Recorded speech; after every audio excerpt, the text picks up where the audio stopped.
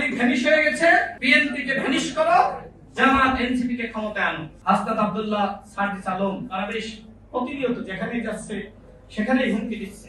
হাসনাত এবং সার্জিস গণঅভ্যুত্থানের সাথে বেইমানি করেছিল, এই কারণে ছাত্র উপদেষ্টা হতে পারে না। তিনি বলছেন যে আমাদের আন্দোলনের নেতৃত্ব দিচ্ছেন আমাদের যোগ্য নেতৃত্ব, তিনি দূর প্রবাসে থেকেও আমাদেরকে নেতৃত্ব দিচ্ছেন।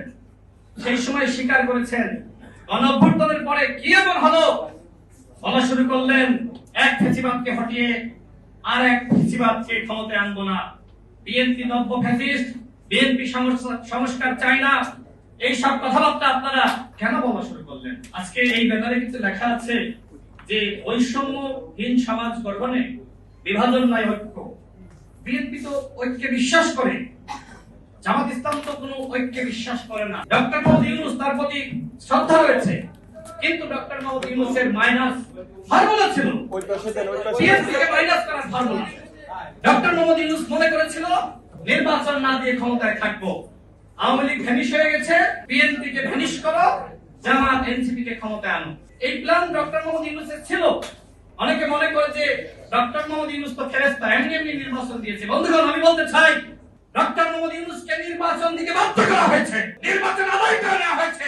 এই জামাত ইসলাম কি নির্বাচন চেয়েছিল? এনসিপি নির্বাচন চেয়েছিল?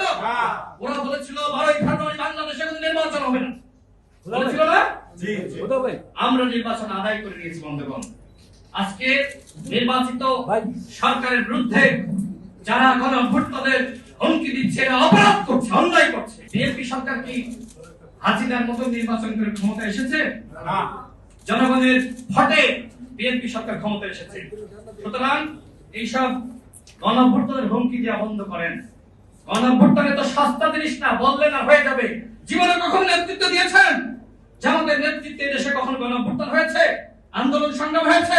গণঅভ্যুত্থানের একজন নায়ক নাহিদ ইসলাম, তিনি নিজেই বলেছিলেন বাংলাদেশের জনগণ জামাতের নেতৃত্বকে গ্রহণ করবে না।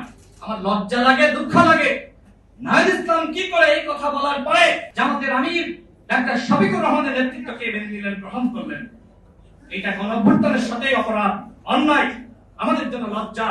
হাসনাত আব্দুল্লাহ, সার্জিস আলম তারা বেশ প্রতিনিয়ত যেখানেই যাচ্ছে সেখানেই হুমকি দিচ্ছে।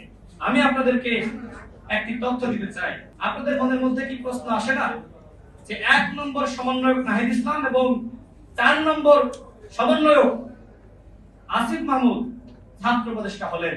আসিফ মাহমুদের আগে থাকার পরেও কেন হাসনাত এবং সার্জিস ছাত্র উপদেষ্টা হতে পারলেন না? এর মূল কারণটা হলো হাসনাত এবং সার্জিস গণঅভ্যুত্থানের সাথে বেইমানি করেছিল, এই কারণে ছাত্র উপদেষ্টা হতে পারে নাই।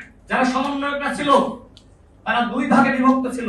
নাহিদ এবং আসিফের নেতৃত্বে একটি অংশ যারা সরকারের পতন চেয়েছিল, এবং হাসনাত এবং সার্জিসের নেতৃত্বে আরেকটি অংশ যারা শেখ হাসিনাকে রক্ষার আন্দোলন করেছিল। 19 জুলাই যেদিন এত মানুষ শহীদ হওয়ার পরেও কিভাবে সরকারের সাথে সংলাপ করলো, এই প্রশ্ন কি আসে না? কর্নেল মোহাম্মদ অলি তিনি বলেছেন জামাতের আমির ডাক্তার শফিকুর রহমানের নেতৃত্বে ছোট ছেলে নাহিদ ইসলাম, মাহমুদুল হক তারা নাকি এক হলে, একতাবদ্ধ হলে বিএনপি সরকারের পতন হবে। এই সব কথাবার্তা বলে আজকে তারা ফাঁকা ওয়াজ দিচ্ছে। এই সব ফাঁকা ওয়াজে বিএনপি সরকারের পতন হবে না।